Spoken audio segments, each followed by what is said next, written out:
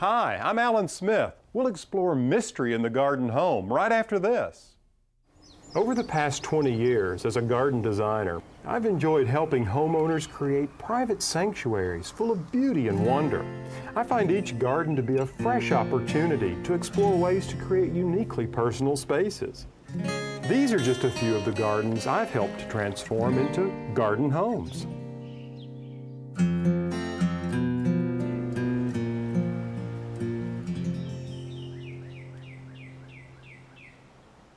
Hi, I'm Alan Smith. Welcome to The Garden Home, a show about garden design and expanding your living space outdoors. Boy, do we have a lot in store for you in today's show. We're going to focus on this idea of creating mystery in the garden. And I want you to visit one of the most intriguing gardens I know. The focus of this garden is a mysterious blue spring that bubbles up from deep within the earth. We'll also discover the world of grottos, and I'll tell you about a grotto I designed as a home to a green man. Now, if you're not intrigued by that, you may be interested in some garden lore and some projects that can be a lot of fun for you and the kids. So let's get started.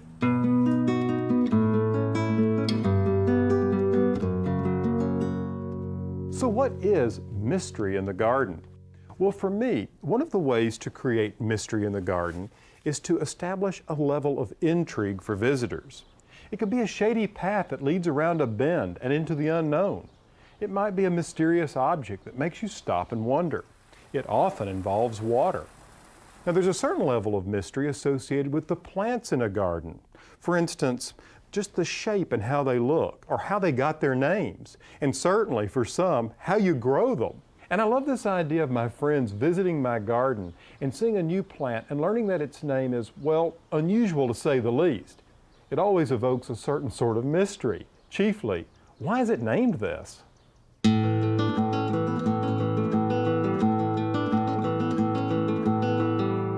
I think gardeners have some of the best senses of humor.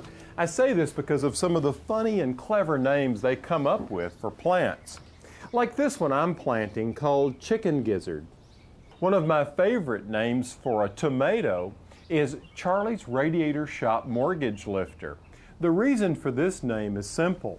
You see, Charlie developed his own variety of tomatoes. He raised them each year and sold them at his radiator shop, and then used the proceeds to pay off his mortgage. Some other plants with strange names include the Dracula Orchid.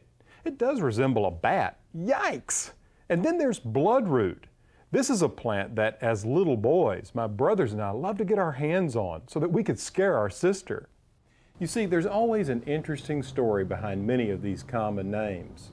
I think one of the reasons we come up with fun common names is that they're easier to remember and pronounce than their Latin or botanical counterparts. Take Schizophragma hydrangenoides as an example. Now there's a mouthful. You see, this is the botanical name for the Japanese climbing hydrangea. But the problem with using this common name is that technically this plant isn't a hydrangea at all. You see, if you go to a nursery and you ask for a plant by its common name, you may not get what you ask for. But if you use the botanical name, since it's universal, you can go to a nursery anywhere in the world and you'll be assured that you're getting the plant you want. Something that I do that helps me remember plant names is to always keep the label near the plant once it's in the garden. Then I can refer to it from time to time. So now that you've gotten a taste of some of the strange names in the garden, think about this. Some of the plants we associate with the holidays have interesting and strange histories. There are poinsettias for Christmas, which are really not winter plants at all, but tropical plants from Mexico, named after Joel Roberts Poinsett, the first United States ambassador to Mexico, appointed by then President Andrew Jackson in the 1820s.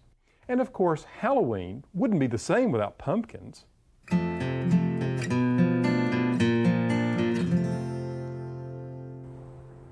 It just wouldn't feel like fall to me without making a jack-o'-lantern out of a hefty pumpkin like this.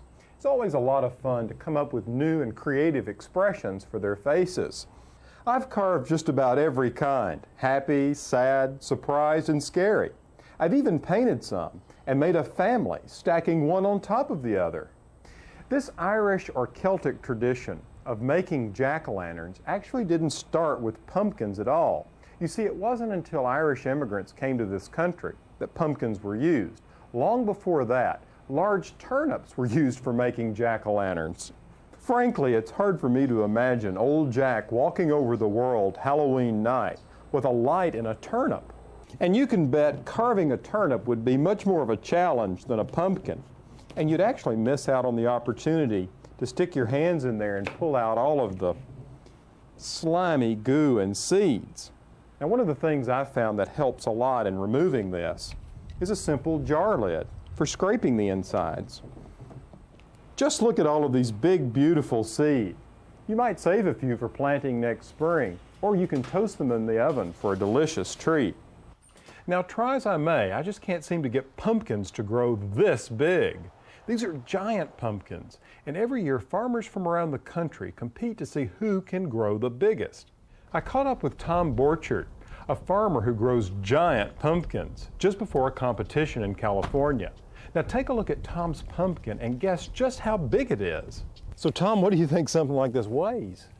Well, I'm hoping it'll do 600 now, and if it's got 8 or 10 days to go, they usually go 8 to 10 pounds a day, so it could hit 700 by Half Moon Bay time. 8 to 10 pounds a day. My gosh, it's a whopper. Are these used for jack-o'-lanterns, or are they just strictly decoration, or do people eat them? Well, I think they use them just like for decoration until about 5 or 6 days before Halloween, then most people make a face on them, carve them up. You have to have a big knife to cut this. These things right in this area here around the stem they're normally 8-10 inches thick. I mean, this is really impressive, Tom, but do you think you'll grow a larger one? One day I'll hit 1,000 pounds. Great. I keep trying until I do. And each year they get a little larger. Yeah, most of the time, yeah. Each year they increase a little. Right. So I'll get there. It's amazing what just the right amount of sunlight, water, and fertilizing can produce. 600 pounds and still growing.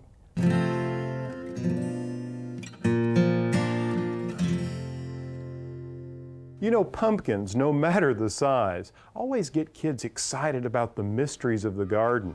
And every fall, the children's garden at Earthbound Farm in Carmel, California is alive with the sounds and giggles of school children excited to go pumpkin hunting.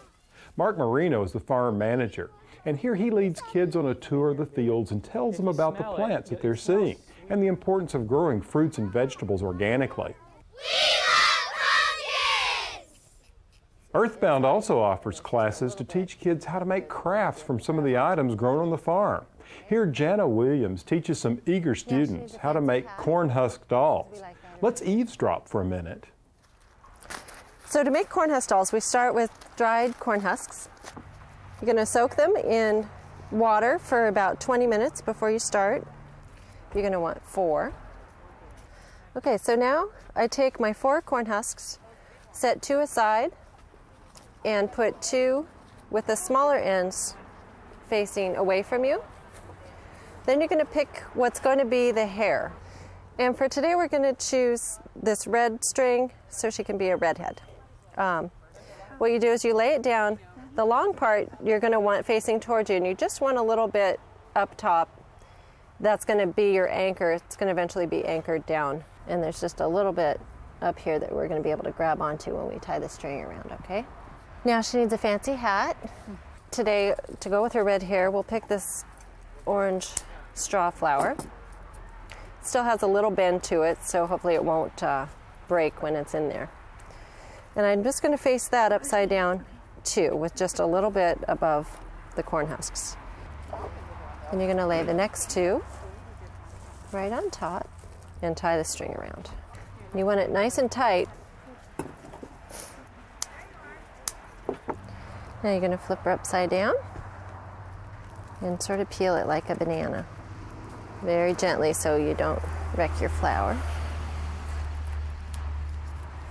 Now we're going to make some minor adjustments. Pull her hat down just right, maybe cock to the side. Then we're going to make her arms. So we'll lay her back down on the table with her hair out of the way. And we'll take another corn husk and we're going to roll this nice and tight. And these are going to be her arms.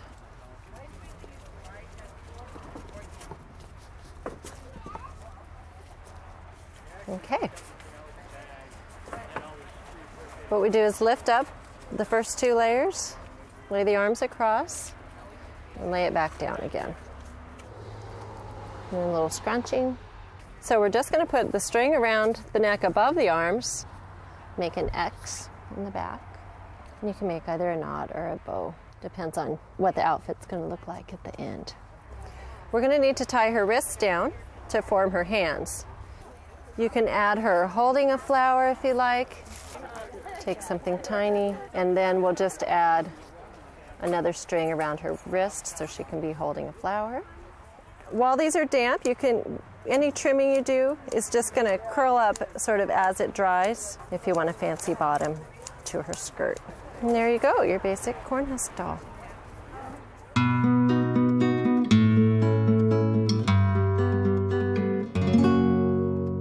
Now I'd like to take a moment and introduce you to these gorgeous flowers. You see, these are azaleas.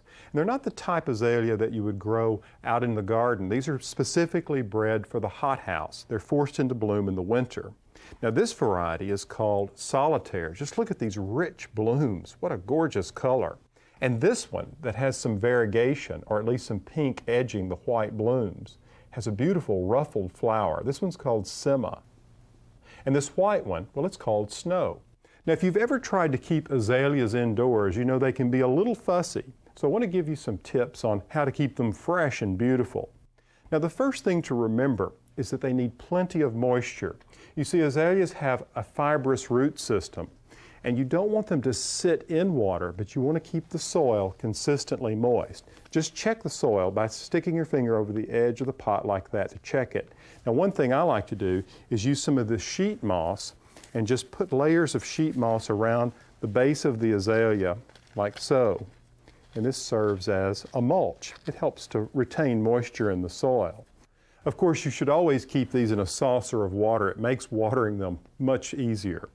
Now, another point to keep in mind is to avoid sources of heat. You never want to place an azalea like this in front of a fireplace or near a heat vent. And when it comes to light, indirect light is better. Rather than placing it in full sun in a window, pull it over to the side where it's filtered or indirect. So the bottom line is the cooler you can keep the temperatures around these plants, the longer the blooms will last. Now, when I feed them, I use an all-purpose liquid fertilizer, and I dilute the solution to half of what it says on the label, and I feed them every time I water. Once the blooms fade, I just pull the spent blossoms off and treat this as a house plant, and next year it'll bloom indoors again. Of course, it's important to keep in mind, if you want to plant these hothouse azaleas outdoors, depending on where you live will dictate your success. You see, these are thin-blooded and they can't take cold temperatures. So unless you live in a part of the country where winter temperatures are very mild, these hothouse azaleas will not thrive outdoors. Now, while we're on the subject of azaleas, I want to give you another tip, whether your azaleas are grown indoors or out in the garden. And it's about pruning. If you want to prune your azaleas to make them a little thicker or denser or just sort of whip them into shape, do it as soon as they finish flowering. Once those blooms are spent, go ahead and prune the plant back. The reason for this, rather than waiting later in the season, is that the longer you wait, the greater the risk you run of cutting off any buds the plant is beginning to form for next year's bloom. So, as soon as it flowers and the blooms are spent, shear them back. Now, if you'll follow these simple tips, you'll discover there's no mystery to growing beautiful azaleas. Okay, so now we've covered strange plant names, azaleas, and talked a little about mysterious plants, along with seeing some fun ways to get kids involved in unraveling the mystery of the garden. Now it's time to take a look at a mysterious garden that's on the banks of those intriguing Blue Springs.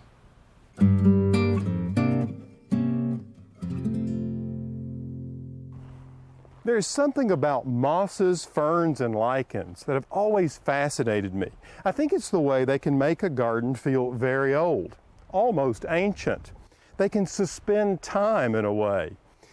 As a garden designer, over the years I've also learned that moss can help solve problems. Take, for instance, an area where the soil isn't just right, or it doesn't get enough sun. So often, moss can be the answer. Let me tell you the story about this small garden. About 12 years ago, I was working with the owner of this garden and we were walking along a woodland path. Our intention was to enhance the views and improve some of the areas. And we came across this area, which was clearly struggling. Even the native plants looked weak and malnourished. So we looked around to see what was actually thriving, and it was the moss. So we took an idea from nature and ran with it. The first thing we did was to remove all the moss that was in this area.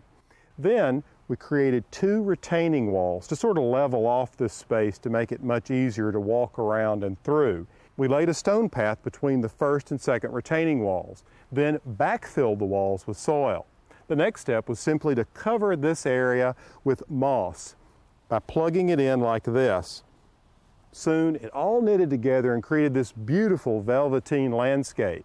To serve as a bit of contrast, we added some large groups of boulders to punctuate the corners at the entry to this moss garden. The quality of the stone really sort of came out of the spirit of the place. We wanted it to stay rustic and earthy. The steps emerged out of boulders that were already here. It reminds me of a quote from Alexander Pope, that 18th century poet and lover of the landscape, who said, "Always consult the genius of the place." And what he meant by that was just to find what was special about a place, and rather than resist or change it, just embrace its beauty and enhance it and build upon it. And that's exactly what we did here with this moss garden. This is one of my favorite times of the year to visit this special place because my eyes remain transfixed on the beauty of the moss, because I'm not distracted by the blooms and leaves that'll cover these trees and shrubs later in the spring. This entire slope of the hill is covered with mountain laurel, and in winter its gnarly limbs create arbors that you walk through. And in spring, of course, the mountain laurel is in full bloom, and the entire place is heavenly. A magical effect is created by the mountain laurels growing up on each side of the paths. Now, as you wind along the paths and down the hillside, you eventually arrive at this wonderfully mysterious place. This is a naturally occurring spring that spills out of the base of this cool, dark hillside. This is called Blue Springs, and you can see why it's called Blue Springs. Just take a look at the iridescent blue quality of the water. Now, this is some of the freshest water you'll ever drink. Now, while I quench my thirst, I want you to take a look at another example of how water and mystery create intrigue in a garden.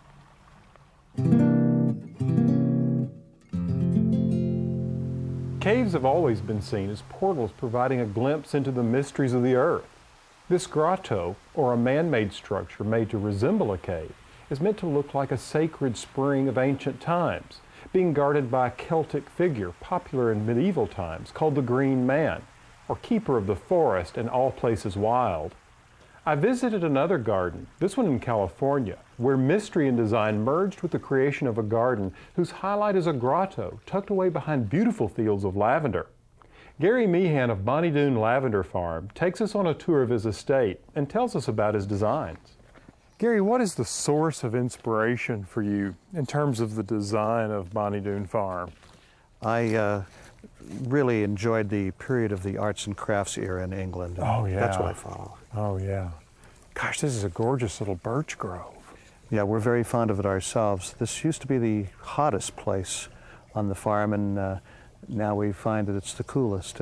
Sometimes Mother Nature will let you win a battle. And you know, it fits in so nicely with the arts and crafts idea of sort of embracing nature and things being natural. And the house, you've used the craftsman elements there, the eyebrow windows, the timbering for the roof itself, and of course the shingles. And the presence of the Japanese maple and wisteria, of course. Those are always elements. Now the stonework here is really incredible. Where do you get all of these stones? Well, we've been blessed with a stone quarry close by, and they've been very kind to us. Well, of course, stone and stone work is an integral part of the whole arts and craftsman ethos. Yes, it is, and we find ourselves using it in traditional garden paths, also terraces, and placing it near the plants because I really do enjoy the limestone. So how many acres do you have here, Gary? Alan, we have 5 acres of lavender. Well, with a place this size, there's something going on all the time. There's always something going on. Well, what's the latest building project you have going on here? Well, a couple of things that we're working on. One is the grotto, and the other thing is a belvedere. Well, let's have a look at the grotto. Just follow along here. That's right. This does feel like a surprise. I think you'll enjoy it. Oh, look at this. My goodness. Work in progress. Yeah. Gosh. You have been busy. Yes, we have. What we tried to do is to have a rough surface on the inside that will engender a little mystery and to provide a place for the mosses to grow. Sure. And then give that rustic feeling as well. Exactly. And we'll move to a little bit more finish. This is just a scratch coat. This will have an uneven, rough textured surface too. And further than that, we'll be dressing the face of the lower bowl with stone. Sure. Yeah. So would you say you're about half finished with it? I'd say we're at the halfway point, and this time next year I think we'll have something very enjoyable for all of us. Right, so you've got a little bit of plumbing to take care of, some finish work, and then of course establishing some of these colonies of plants. Exactly. Yeah, wonderful. I can't wait to see it finished. Well, it's going to be a lot of fun. We do enjoy whimsy on Bonny Doon Farm. That's good. I don't know if you noticed or not, but shade seems to go hand in hand with this idea of mystery. I got to spend some time in Holland with a grower who had a beautiful private garden full of ornamental grasses, as well as some beautiful examples of shade plants, like this Heuchera or coral bell. Hank, one of the most frequently asked questions I hear is what perennial will grow in the shade? My recommendation, of course, is hosta, is a very good shade plant. Yeah. Then Heucheras, which are very nice. Yes. Because they are evergreen, ever brown. Yeah, ever red, whatever, because they come in such a wide range of interesting foliage patterns and colors. They do. When, for instance, you take this one, that's a new variety, it's beauty color, and it depends on where it stands in the garden. It has this very nice edge, but later in the year it's getting greenish, later again it's getting brownish, so it has different colors in its leaves. Now this one, this is can-can, isn't it? It is. Yeah, I love the ruffled leaf on it. And if you like the top side of the leaf, just look at the underneath side. Oh yeah. Yeah. When the wind is blowing through it, it Yeah. gives another color again. And what do we have here? Here we have this is really a new one. It is Silver Indiana. It is more flat growing, the silvery leaves. Hank, I like the way you've clustered the containers of Heuchera around the little potting shed, but I also see you've got drifts and clumps of them in the garden as well. Oh yes, you can use them even as a ground cover plant. And the way you've planted it in a large group here, it's really, really nice. I think these dark, rich colors add so much depth in the perennial garden. It does, and the advantage is really, again, it's an evergreen, so you can enjoy it the whole year through. Yeah. Heuchera is a perennial that's just too good to pass up, and it makes a great addition to container gardens. Here's a combination I put together inspired by several of the plants I saw during my visit to Holland. In the middle, I've used eucomis, or pineapple lily, one called sparkling burgundy. Just look at its rich foliage. Then I used hosta, crassa regal, and Heuchera, plum pudding, of course. Deep accent impatiens, and Japanese painted fern. Now, if you're looking for more color in the shade, don't forget about those impatiens. The New Guinea Sonic series and New Guinea Supersonic series bring bold colors to any shady spot, whether it be in the flower bed or in a container.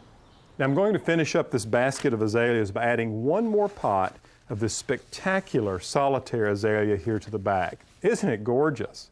Now, in today's show, we've touched on a few aspects of how to bring mystery into the garden, from plants and plant names to grottos and blue springs. I hope you've seen some ideas in today's show that'll help you bring the element of mystery into your garden home. Until next time, from the Garden Home, I'm Alan Smith. More information about today's topic and other topics covered in this series can be found at pallansmith.com. On an upcoming episode of P. Allen Smith's Garden Home. We'll explore great ideas for plants that can take both sun and shade. Travel with me to Holland for ideas on plants you can grow in your garden home, as well as see plants I enjoy growing in my garden. We'll also look at bringing the garden indoors with flower arrangements and taking a look at foods you'll enjoy eating. You don't want to miss it.